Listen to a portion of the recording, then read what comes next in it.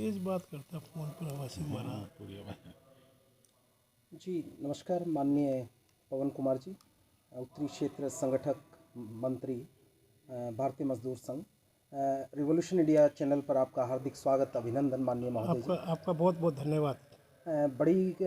हमारा चैनल बड़ा गौरवान्वित महसूस कर रहा है जिस प्रकार से आप जनता से जुड़े हुए विषयों को, आम जनता का विषय है मजदूर संघ, एक कॉमन मैन का विषय है, उस विषय को लेकर आप निरंतर इस क्षेत्र में कार्यरत हैं। और जैसा हमें पता लगा कि आज 2 दिवसीय कार्यक्रम आपका यहाँ चल रहा है, उस विषय में आप बताएं कि क्या इस कार्य समिति की बैठक में क्या क्या निर्णय किए गए और किन किन विषयों को इसमें शामिल किया गया। जी। भारतीय मजदूर संघ की ये हरियाणा की कार्य समिति 2 दिवसीय है, जो कल प्रारंभ हुई थी, आज शाम तक चलेगी। इसमें मुख्य रूप से जो कई सारी बातों पर हमने चर्चा की, उसमें एक बड़ा विषय ये निकल कर के आया कि सरकार की भिन्न भिन्न प्रकार की 11 समितियाँ बनती हैं। मिनिमम वेज एडवाइजरी बोर्ड है, कॉन्ट्रैक्ट लेबर एडवाइजरी बोर्ड है, child and women labour welfare है, लेबर वेलफेयर फंड की एक बनती है समिति। ऐसी 11 समितियाँ बनती हैं जी। जिनका टाइम समाप्त हो चुका। जी। तो हमने तय किया कि सरकार से शीघ्र मिल कर के और ये कहेंगे कि इन समितियों का सरकार पुनर्गठन करे। जी। पर मिनिमम वेज का रिवाइज हुए भी 7 साल से अधिक का समय हो गया। जी। तो हम ये कह रहे हैं सरकार को जी। कि 7 साल का समय हो गया, 5 साल बाद रिवीजन होना चाहिए। जी। तो सरकार मिनिमम वेज का रिवीजन तुरंत प्रभाव से करे। पर सरकार सामाजिक सुरक्षा का दायरा बढ़ा रही है, बढ़ाना चाहिए। जी। अभी सरकार ने कहा कि 1,80,000 तक जो परिवार पहचान पत्र में आएंगे उनको चिरायु योजना, आयुष्मान भारत वगैरह का लाभ देंगे। जी। हमारा मानना ये था, हमारी ये मांग है सरकार से कि जितना भी कर्मचारी ये चाहे कौशल निगम के माध्यम से आया हो, लगभग 90,000 कर्मचारी हो गया, या और पॉलिसी 1, 2 में जहाँ भी हो, जी।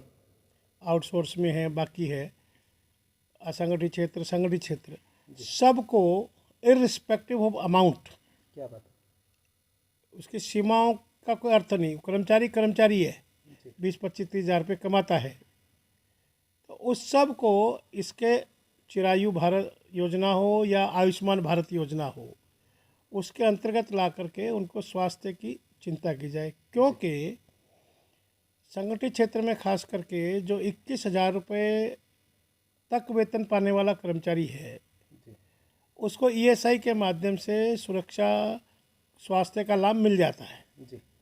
स्वास्थ्य सुरक्षा की चिंता परिवार की हो जाती है। जी। किंतु जैसे ही वेतन 21,000 पार होता है जी। तो उसके स्वास्थ्य की चिंता फिर ईएसआई से नहीं करता। जी। तो हमारा मानना ये है जी। कि सरकार 1,80,000 पर करेगी, जी। तो उनकी चिंता तो ईएसआई से भी कर लेता है बड़ी मात्रा में संगठित क्षेत्र में। जी। किंतु 21,000 होने का मतलब ये 2.5 लाख वेतन हो गया। 2.5 लाख वेतन होगा तो सरकार चिंता नहीं करेगी, जी। तो मजदूर जाएगा कहाँ। क्या बात। हमारा कहना यह है कि ऐसे सब मजदूरों की चिंता सरकार करे। जी।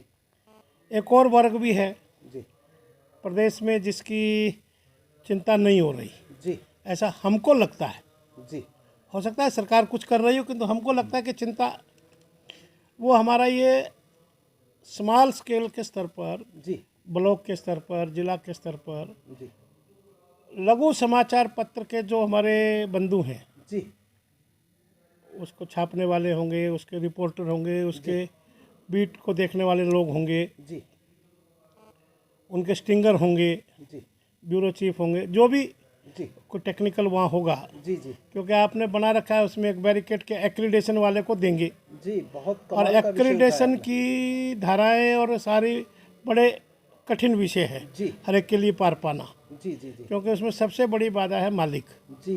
मालिक ही ये लिख कर नहीं देता है कि मेरे पास 2 साल से काम करता है, 3 साल से काम करता है, जी। वो नहीं लिखेगा तो एक्रीडेशन नहीं होगा। जी।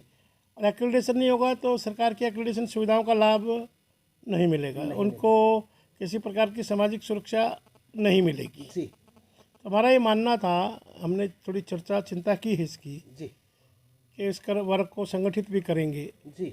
और इस वर्ग की ये जो सामाजिक सुरक्षा की चिंता है, जी। ये भारतीय मजदूर संघ करके सरकार के साथ उठाएगा और प्रयत्न करेंगे कि इनको उस दायरे में लाया जाए। जी जी फिर बहुत सारे विषय संगठनात्मक है हमारे। जी हम संगठनात्मक विषयों पर भी हमने बहुत सारे मुद्दों पर चर्चा की है। जी जी एक और बड़ा विषय है, जी कौशल रोजगार निगम का गठन हुए जी 1 साल पूरा हो गया। जी 9 दिसंबर 21 को जी इसके गठन का नोटिफिकेशन जारी हुआ था। जी आज 11 दिसंबर हो गई, जी तो 1 साल का अरसा पूरा हो गया। जी सरकार ने 1 साल के बाद जनवरी में जो वेतन बढ़ोतरी करनी है जी उस कर्मचारी के लिए, जी उसकी प्रक्रिया प्रारंभ करे और मजदूर संगठनों से उसकी चर्चा चिंता करे। जी चर्चा करे ताकि कितनी बढ़ोतरी होती है, कितनी महंगाई बढ़ी है, उसके प्रोपोर्शनेट में जी उनकी तनख्वाहें बढ़ाई जाएं। जी जी दूसरा, एक वर्ग ऐसा भी है जो कौशल निगम में नहीं आया, डायरेक्ट किसी न किसी कंपनी में सरकार के, जैसे विद्युत के लोग हैं, जैसे हेल्थ के लोग हैं, काम करते हैं, जी पार्ट 2 में 1 में जो भी है। जी हमारा कहना है कि उनके लिए क्या है सरकार के पास वेतन बढ़ोतरी को लेकर। जी जी जी उनकी भी सरकार मजदूर संगठनों के साथ बैठकर चर्चा करे जी ताकि उनकी भी समस्याओं का समाधान हो सके। जी फिर एक तीसरा बड़ा विषय है देश प्रदेश में, जी बहुत सारे मजदूर संगठन आंदोलन की राह पर है। जी अलग अलग संगठन अपने अपने स्तर पर आंदोलन कर रहे हैं। जी हमारा सरकार से आग्रह है कि ऐसे सब आंदोलनकारी संगठन जितने भी हैं, जी जिस भी स्तर का आंदोलन कर रहे हैं, हम्म उनसे संबंधित अधिकारी बैठकर वार्ता करें। ये कोई तरीका नहीं है कि अभी मजदूर 4 महीने 6 महीने सड़क पर बैठेगा तभी कोई समाधान निकलेगा। जी जी जैसे ही कोई धरना प्रदर्शन की बात आती है तो संबंधित अधिकारी जी बैठकर बात करे जी और बात करके जो उनकी उचित समस्याएं है उसका समाधान करे। जी बल्कि अभी तक बड़ा खराब पक्ष ध्यान में आ रहा है। जी कई सारे आंदोलनों में जी पुलिस तुरंत हस्तक्षेप करती है, ये निंदनीय है। जी मजदूर संगठनों के आंदोलन में पुलिस का हस्तक्षेप नहीं चाहिए। जी संबंधित विभाग के अधिकारी बैठकर वार्ता करें, पुलिस क्यों बीच में खड़ी होगी। जी इसलिए संबंधित विभाग के जो भी अधिकारी है उनके साथ बैठकर वार्ता करें और वार्ता करके उनकी समस्याओं का समाधान करें जी ताकि प्रदेश का वातावरण भी ठीक बना रहे जी और कर्मचारी भी संतुष्ट हो, प्रदेश भी आगे बढ़े, देश भी आगे बढ़े। जी जी ये इस बैठक में इस प्रकार की हमने कई सारी चर्चाएं की है जी और इसको लेकर के जी आने वाली 16 तारीख को जी भारतीय मजदूर संघ का एक प्रतिनिधिमंडल जी प्रदेश के श्रमायुक्त महोदय से वार्ता करेगा। जी जी ये ऐसा। जी जी माननीय महोदय जी, निश्चित तौर पर आपसे बात करके बड़ा अच्छा महसूस करते हैं और सब लोग जब इस पक्ष को जानेंगे तो उनको अपने आप को सुरक्षित महसूस होने का एहसास होता है, क्योंकि जिस प्रकार से आप एक चिंता एक आम व्यक्ति की, एक आम मजदूर वर्ग की आप कर रहे हैं, निश्चित तौर पर ये बातें मीडिया में आनी चाहिए।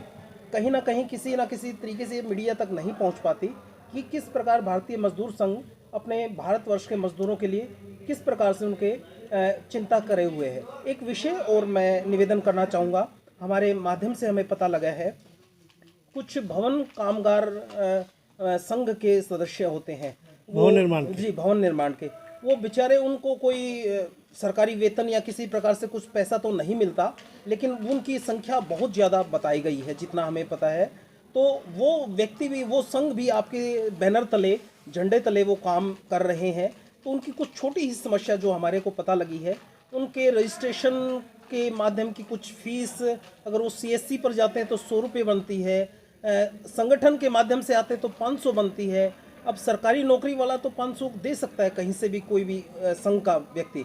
अगर उस विषय पे भी मानवीय आधार पर विचार किया जाए तो निश्चित तौर पर हमारे भी नोटिस में आई है ये विषय, और मैंने पहले बताया आपको जी कि 16 तारीख को श्रमायुक्त महोदय से मिलेंगे। जी मिलेंगे तो जब बहुत सारे विषयों पर जब हम चर्चा करने वाले हैं, जी जी उनमें इन विषयों पर भी हम अब जैसे एक विषय और है जी लेबर वेलफेयर फंड का। जी लेबर वेलफेयर फंड में करोड़ों रुपया है, जी किंतु उसका उपयोग नहीं हो रहा मजदूरों के हित के लिए जो हो जाना चाहिए था। जी और उसकी एक बड़ी बाधा क्या है जी कि उन्होंने भी 21,000 की सीमा तय कर रखी है। 21,000 रुपये वेतन पाने वाला ही उसकी लाभ का हकदार है। जी तो हमारा कहना है कि इस सीमा को बढ़ाइए ताकि मजदूरों को वेलफेयर फंड का जी अधिक मात्रा में लाभ मिले। जी जी ऐसे बहुत सारे मुद्दे हैं, मैंने सब मुद्दों की चर्चा नहीं की। ऐसे दुनिया भर के जो मुद्दे हमारे सामने आ रहे हैं निकल करके बैठक में, जी जी वो हम लेबर कमिश्नर के सामने रखेंगे और उससे अपेक्षा करेंगे कि वो समाधान करे मुद्दों का। जी बहुत बहुत धन्यवाद, आपने इतना कीमती समय दिया। धन्यवाद। नमस्ते। वंदे मातरम।